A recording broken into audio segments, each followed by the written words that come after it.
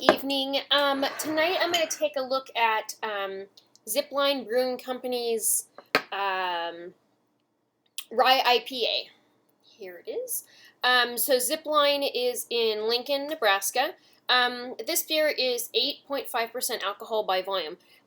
This newest release of the BJCP style guide includes a bunch of specialty IPAs, known specialty IPAs, predictable, I guess, as opposed to just specialty IPA and you just generically, merit it based on an IPA.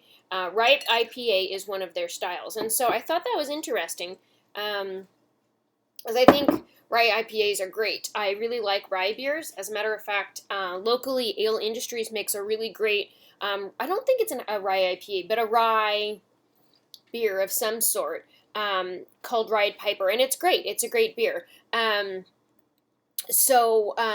I like rye beers. I like the kind of edginess of the flavor, I guess. And so I suspect that this will, be indicative of this style. However, when I was looking, this rings in at 8.5% alcohol by volume, but the style guideline would suggest that a rye IPA would be 5.5 to 8.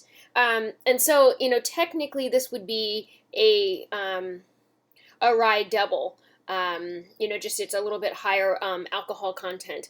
And it says on the bottle that it is a divergent IPA, showcasing grapefruit and pine aromas from a blend of American hops, intensified by locally sourced rye for a notoriously crisp and spicy finish. Anyway, but I've had a couple Zipline beers through Tavor, and I really enjoy them. And originally I had ordered Zipline because it was a brewing company in Nebraska, and I always kind of like to keep tabs on what's going on in Nebraska, because that's where I'm from. As in, that's where I was a baby. But anyway, enough about me. Okay, so specialty IPA, rye IPA. Also, people call them RIPAs. And so this would be like a D-RIPA. All right, so this is all I have saved to share with you. I drank the rest of it already. So aroma-wise, it says on the bottle that it should be spicy and resiny, so we should kind of get that danky funk out of it, and grapefruit, and I just, and I do get that tropical smell, and I get just a little resiny-ness out of it. I feel like if I was going to predict hop styles, that this has mosaic in it, and I feel like I need to look this up, because now I feel like I taste mosaic in everything, and I don't really know that that's how the world works. Anyway, but it has that kind of dried grapefruit semi-funk to it, and so I feel like it really, I feel like this beer kind of transcends a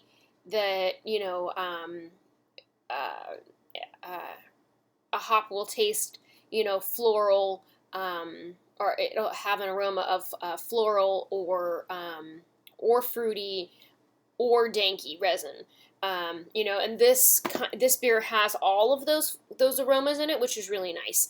I like that kind of complexity in a beer. It also offers this nice kind of sweetness. And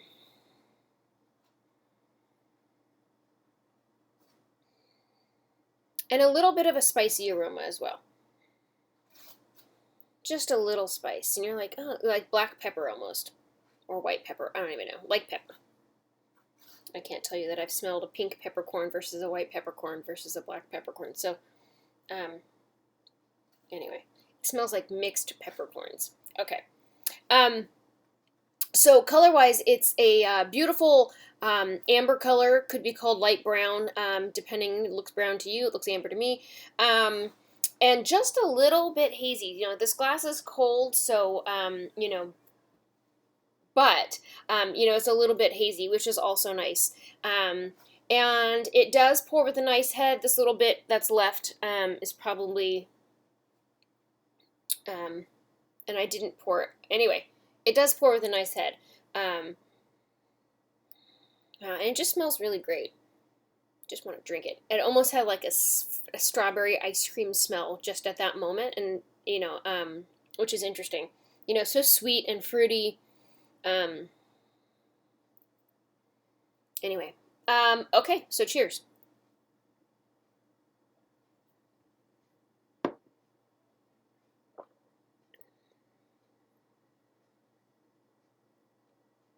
Yeah, I like rye beers.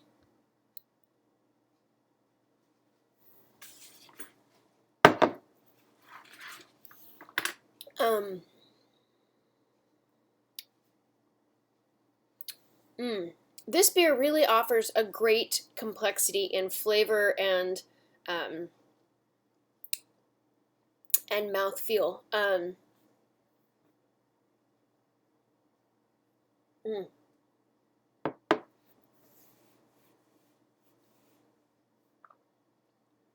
At first, it's very sweet and malty, um, and then it resolves into this distinctly danky kind of resin piney bitterness. And then the rye seems to take over. And rye to me is astringent.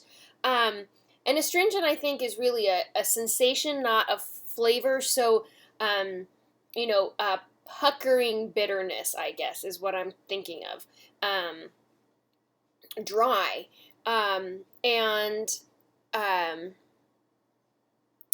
and it has this kind of spiciness to it. And so, like, um, as I'm breathing out, it seems to resolve, and I'm like, oh, that's the flavor of the beer. But then, just as I was taking another sip, and I took a breath in, like I had this whole nother burst of flavor that came out of it, and so the aftertaste is lingers and almost intensifies, and you really get that kind of spiciness out of it. And so I think the the the hops are very spicy in their own right, but the rye has that spicy quality to it as well.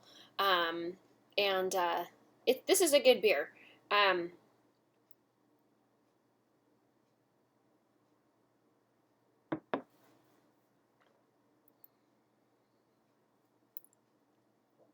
Mouthfeel wise, it gives me that same roller coaster of experience. I feel like it's big and round, and then it gets juicy, and then at the end it ends up being very dry, like and I want to say like my tongue feels like it's puckering.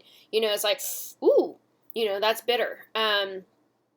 But for as bitter and intense as this beer is, it's definitely hop aggressive. It's definitely an IPA. I feel confident to call it a double. Like it's not too much. It's I feel like IPA drinkers who are super into the hop thing are really gonna love this beer. I'm loving it just because I enjoy rye beers a lot, and really and let's face it, I like beers a lot, so I'm pretty much willing to try them all. Um, and this is just a nice, I don't know. Anyway, it's a really interesting take on IPA, and a nice profile, a nice vector for rye.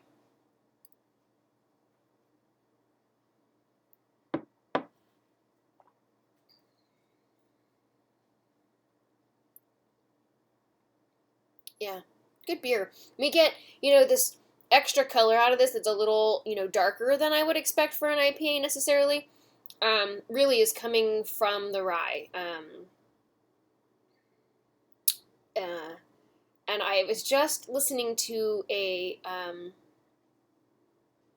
tasting webinar last night by Randy Mosier. Randy Mosier, I'm pretty sure is his name, and I'm bad with names, so I apologize for misspeaking his name. And it was talking about people's perception of flavor based on color, and I feel like now that Pepsi Clear is out, like this is totally true all over again. But people will taste things in a wine in a white wine taste things that are like a red wine if food coloring has been added to make it look like a red wine. They'll say, oh, this has this really um, bold fruitiness, and I get the tannins in here, and and those things aren't present at all in the wine. It's not part of it. And if they would have tasted it as a white wine, would have probably picked up on its white wine quality. So I feel like that's like was very interesting passing thought to me. For people who drink beer, the color is not necessarily important. For brewers, that you have to pay good attention because drinkers shouldn't think about the color of your beer. As we taste beers, we look at aroma, appearance, flavor, mouthfeel, overall impression. But the color of a beer is very important, and its body and how it looks in the glass. It's definitely a contributing factor to the overall experience. Um, anyway, I digress. Um, as this beer is out for a minute, it has that to me is always dried pineapple, and it has like this juicy smell to it, and that always makes me want to drink more. I think I'm just really into that right now. So if I pick up on it a little bit, I really like zero in on it. Anyway, excellent beer. Like I said, Zipline Brewing Company out of Lincoln, Nebraska makes great beers. I've had many, couple, few, several, I don't know. And you can check them out. They're probably mostly on my Tavor playlist, but I think if you search my videos for Zipline, you should be able to find it. And so check out some of their other beers that they've put out. There's some great stuff out there. Anyway, there you have it. If this is a beer you've tried, I always love to hear people's opinions. And thanks for watching.